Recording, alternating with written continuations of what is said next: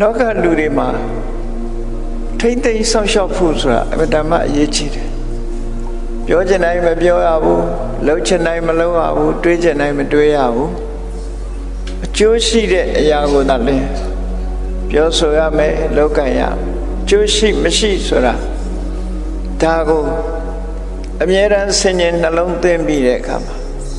စကားပြောတာပဲဖြစ်စေအကျိုးရှိတဲ့စကားပြောဖို့အကျိုးမရှိတဲ့စကားဆိုမပြောစကားကြောင့်လောကမှာအမှားဖြစ်သွားတာတွေအများကြီးပဲအနည်းဆုံးလူတွေရဲ့ရည်စရာဖြစ်လာတယ်နော်ရှေးပွဲရာတွေဖြစ်လာအများကအလေးနဲ့မထားဘူးရှီးပွဲရာတွေဖြစ်လာအဲ့ဒါဟာပြောစကားတွေလွဲမှားမှုသည်အတွေးလွဲမှားလို့သာဖြစ်တယ်အတွေးမှန်မှပြောစကားလည်းမှန်တယ်ပြောစကားမှန်မှလုပ်ရတရားလည်းမှန်တယ်လို့ဒါကိုစောင့်စည်းမှုဆိုတာဘာကိုပြောတာတော့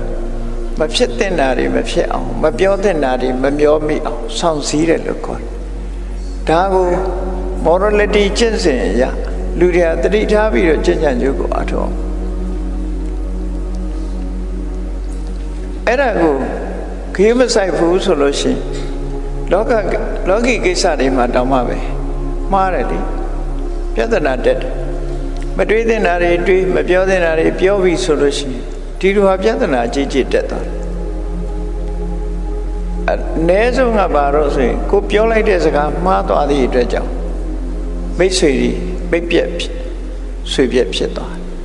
မိတ်ဆွေတွေပေါင်းသင်းနေနဲ့လမ်းကွဲသွားကြမလုပ်တဲ့နာလှုပ်လိုက်ပြီဆိုရင်လည်းဒီတိုင်းပဲအဲ့ဒါဟာမတွေးတဲ့နာတွေးရကစလာဒါကြောင့်မို့စကားပြောတာဆိုတာကိုလည်းမြတ်စွာဘုရားအမြဲတမ်းတုံသင်ဆုံးပါတယ်စကားဆိုတာပြောတဲ့မှပြောရမယ်အစားတောင်းမှပဲစားတဲ့အစားရမယ်မစားတဲ့နာကိုမစားရဘူးလို့ဆိုမစားတဲ့နာစားလို့ရှိရင်ကျမကြီးထိကြိုက်တာတော့တေချာနေအစားမလို့ဆိုတာရှိတယ်လေစားမှားသွားတယ်ဆိုတာမစားတဲ့နာကိုယ်နဲ့မတည့်တဲ့အစားဟာမစားတဲ့အစားထို့တူပဲမပြောတဲ့စကားဆိုတာလောကမှာရှိတာဒါကြောင့်ဘုရားဆောဘုရားကဆုံးမဩဝါဒပေးထားတဲ့နေရာမှာသူကမပြောတဲ့စကားကိုမပြောမိအောင်ကိုယ့်ကိုဘာလုပ်ရလဲအမြဲတမ်းစိတ်ဆေးရစကားတစ်ခုပြောတော့မယ်ဆိုလို့ရှိရင်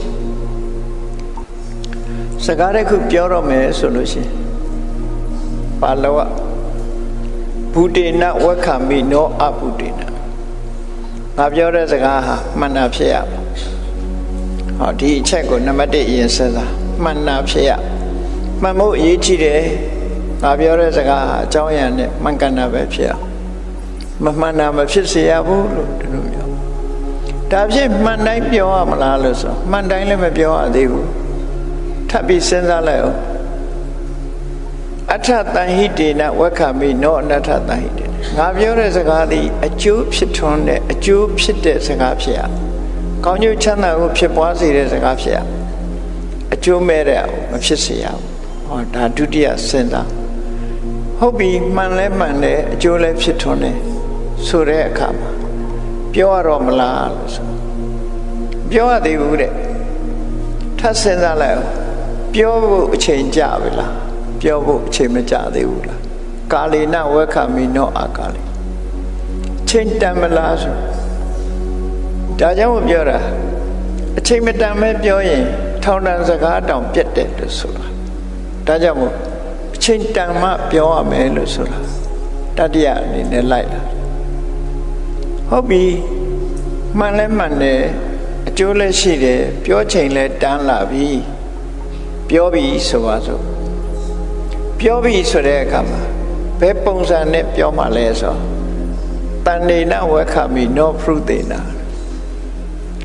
ရှင်ကြီးတိမ်မွေးပဲပြောမယ်ရိုင်းပြမပြောဘူးဟောလားပြောပြီဆိုတဲ့အခါဒါလိုက်နာမယ်ချက်ကိုပြောတဲ့စကားကိုပြောပြီဆိုရင်နှုတ်ထွက်ကြမ်းတမ်းပြီးတော့မောက်မာတဲ့အနေထားနဲ့မပြောဘူးရှင်ကြီးတယ်လိမ္မာတဲ့ပုံစံနဲ့ပြောရမယ်ဒါမှကိုပြောတဲ့စကားတန်ဖိုးပူရှိသွားဟုတ်ပြီရင်ကြီးပြောပြီဆိုရင်စိတ်ထဲကတစ်မျိုးအပြောကတစ်မျိုးလားလို့ဆိုတော့မဖြစ်စေနဲ့ မေတ္တာစိတ်တေနဝေခာမိနောဒေါသန္တရောပြောလို့ရှိရင်အကျိုးစီးပွားကိုလိုလားတဲ့မေတ္တာစိတ်နဲ့ပဲပြောတဲ့ဒေါသဖြစ်ပြီးတော့ပြောတဲ့အပြောမျိုးမုန်းတီးတဲ့စိတ်နဲ့6တွန်းတဲ့အပြောမျိုးမပြောရဘူးလို့ဒီလိုဆိုလို့အဲ့တော့မြတ်စွာဘုရားရဲ့ဆုံးမမှုတွေဟာအလုံးကိုတိကျပြီးတော့အလုံးကိုလိုက်နာကျင့်သုံးမှုရကောင်းတယ်အပြောနဲ့ပတ်သက်ပြီးဘာပြဿနာမှမတက်နိုင်ဘူးဒီတိုင်းသာလိုက်နာကြမယ်ဆိုလို့ရှိရင်အဲ့ဒီလိုလုပ်ရမှာအဲ့တော့ကြံတွေးကြတဲ့ကမြတ်စွာဘုရားကသာရယဟုလလေးကိုဆုံးမတာရှိတယ်တစုံတစ်ခုမင်းတွေးမိနေပြီဆိုရင်အဲ့ဒီအတွေးပေါ်ကိုဆင်ញင်သုံးသပ်လိုက်အောင်ငါတွေးတဲ့အတွေးဟာသူများကိုထိခိုက်သလားငါကိုရောထိခိုက်မှာလားနှုတ်လုံးကိုထိခိုက်မှာလားဆိုတာဆင်ញင်သုံးသပ်အောင်နဲ့ဆင်ញင်သုံးသပ်လိုက်လို့ဘယ်သူမှမထိခိုက်ဘူးဆိုလို့ရှိရင်ဟုတ်ပြီမတွေးခင်ကအတွေးကိုကြံစီသုံးသပ်ပြီးတွေးလိုက်တဲ့အချိန်မှလည်းထပ်စဉ်းစားအောင်ခုနကစံနဲ့ကိုယ့်အတွက်အကျိုးမဲ့ဖြစ်မလားသူများအတွက်အကျိုးမဲ့ဖြစ်မလားနှုတ်လုံးအတွက်အကျိုးမဲ့ဖြစ်မလားထိခိုက်နေနာစေမလားမရှိဘူးဆိုလို့ရှိရင်လေတွေးပြီးတဲ့နောက်မှလည်းပြန်ပြီးတော့သုံးသပ်အောင်အဲ့ဒီတိုင်းပဲစကားတစ်ခုပြောတော့မယ်ဆိုလို့ရှိရင်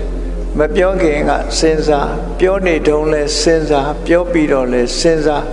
ဘယ်တော့မှမမှားတဲ့နော်ဘယ်တော့မှမမှားဆိုလိုတာကအမြဲတမ်းအသိဉာဏ်နဲ့တတိနဲ့လုပ်ရမယ်ဆိုတဲ့အကြောင်းအဲ့တော့လောကကြီးမှာအမှားမရှိအောင်မြတ်စွာဘုရားသွန်သင်ဆုံးမပေးတယ်လူတွေကတော့ဒီလိုနေရာမျိုးစိတ်ရှည်ချင်မှရှည်ကြမှာပေါ့သို့တော့အဲ့ဒီနီးနဲ့လုပ်မယ်ဆိုလို့ရှိရင်လူတွေဟာအမှားယွင်းမရှိတော့အလုပ်တစ်ခုကိုကိုယ်ဒီလက်ရောက်လုပ်ပြီဆိုလို့ရှိရင်လေမလုပ်ခင်ကစဉ်းစားလုပ်နေတုန်းလဲထပ်စဉ်းစားလုပ်ပြီးနောက်လဲဆင်ញင်သုံးသပ်ပြီးစဉ်းစားဘယ်တော့မှမမှားဘူးဆိုသာတော်ရဟုတ်လားမြတ်စွာဘုရားဒီလိုဆုံးပါအဲ့ဒီတိုင်းလိုက်နာကျင့်သုံးမှုကိုစောင့်စည်းတယ်လို့ခေါ်တယ်နော်အသိဉာဏ်နဲ့ထိမ့်သိမ့်ထားတယ်ထိမ့်သိမ့်ထားသည့်အတွက်ကြောင့်စကားပြောတွေမမှားခုကြည့်လေလောကမှာကြည့်လူတွေစကားပြောနေကြတာတွေပဲကိုယ့်အကိုဝေဖန်ကြည့်ပေါ့နော်ရေဒီယိုကနေစကားပြောတယ်သတင်းစာတွေကနေစကားပြောတယ်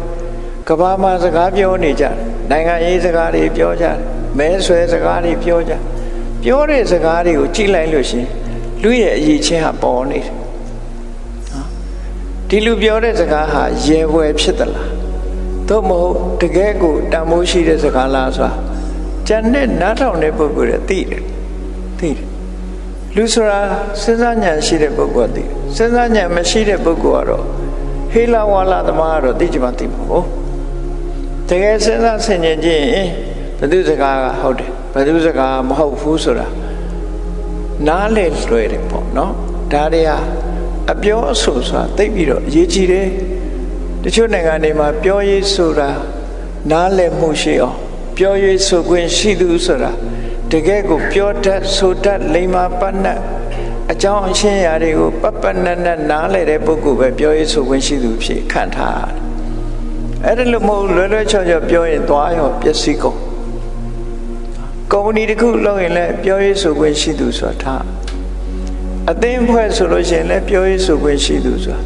တကယ်အရေးချင်းရှိတဲ့ပုဂ္ဂိုလ်ကပြောရေးဆိုခွင့်ရှိသူဖြစ်ရအဲ့ဒါလို့အရေးချင်းမရှိဘဲနဲ့ထပြောရင်တော့ကိုယ်ရောကာယနော်ဖြစ်လာတတ်တယ်ဂုဏ်သိက္ခာတွေကြာဆင်းတယ်လို့ဒီလိုဆိုတာဒါကြောင့်မို့အပြောအဆိုဆိုတာလိမ္မာယဉ်ကျေးရမယ်အကြောင်းကျိုးကြောင်းစီလျောရမယ်တိတ်အရေးကြီးလို့မြတ်စွာဘုရားသခင်ကိုရမြတ်ကဒါကိုဟောတာ morality ဆိုတာဘလောက်အရေးကြီးလဲဒါနိဗ္ဗာန်ရဖို့အတွက်တည်းမဟုတ်ဘူးစီးပွားလုပ်တဲ့အခါမှာလည်းအရေးကြီးတယ်နိုင်ငံရေးလုပ်တဲ့အခါမှာလည်းအရေးကြီးတယ်အမျိုးသားရေးပဲဖြစ်ဖြစ်နော်တိုင်းရေးပြည်ရေးပဲဖြစ်ဖြစ်လူမှုရေးပဲဖြစ်ဖြစ်ပြောရေးဆိုရေးဆိုတာသိအရေးပါတယ်လို့ထင်လို့ဆိုတာလူတိုင်းဟာပြောတတ်ဆိုတတ်လိမ္မာပဏ္ဏသူတွေဖြစ်အောင်ကြိုးစားဒါအခြေခံအားဖြင့်လူလောကမှာဒီလိုရှိ